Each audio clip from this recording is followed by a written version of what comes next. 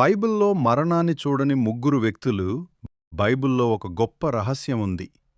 అందులో మరణాన్ని అనుభవించకుండా దేవుని దగ్గరకు తీసుకోబడిన ముగ్గురు వ్యక్తుల గురించి ప్రస్తావించబడింది. ఒకటి హనోకు. హనోకు ఆదాముకు మునిమనవడు. అతను దేవునితో అత్యంత సన్నిహిత సంబంధం కలిగిన నీతిమంతుడు.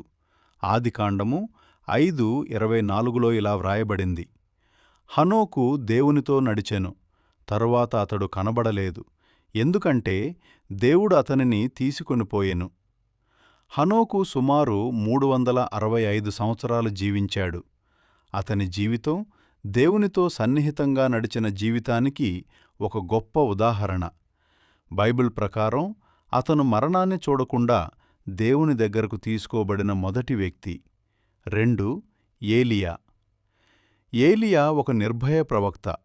అతను ఇశ్రాయేలు దేశంలో ఉన్న దుష్టరాజులను ఎదిరించాడు మరియు దేవుని శక్తిని ప్రజలకు చూపించాడు.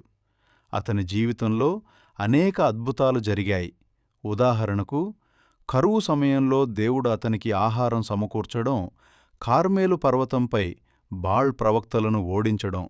అతని జీవితానికి ముగింపు కూడా ఒక గొప్ప అద్భుతం.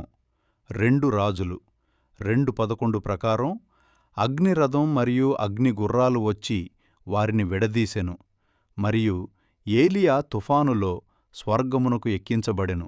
అంటే ఏలియా కూడా మరణాన్ని చూడకుండా స్వర్గానికి తీసుకోబడిన రెండవ వ్యక్తి. 3 మెల్కీసెదెకు. మెల్కీసెదెకు బైబిల్లో అత్యంత రహస్యమైన వ్యక్తుల్లో ఒకరు. అతను శాలేము రాజు మరియు సర్వోన్నతుడైన దేవుని యాజకుడు.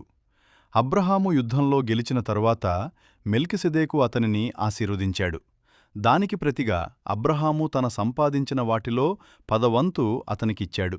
హెబ్రీలు 7:3లో ఇలా వ్రాయబడింది: అతనికి తండ్రి లేక తల్లి లేక వంశావళి లేదు, దినముల ఆది లేదు, జీవమునకు అంతం లేదు, దేవుని కుమారునితో పోల్చబడినవాడు.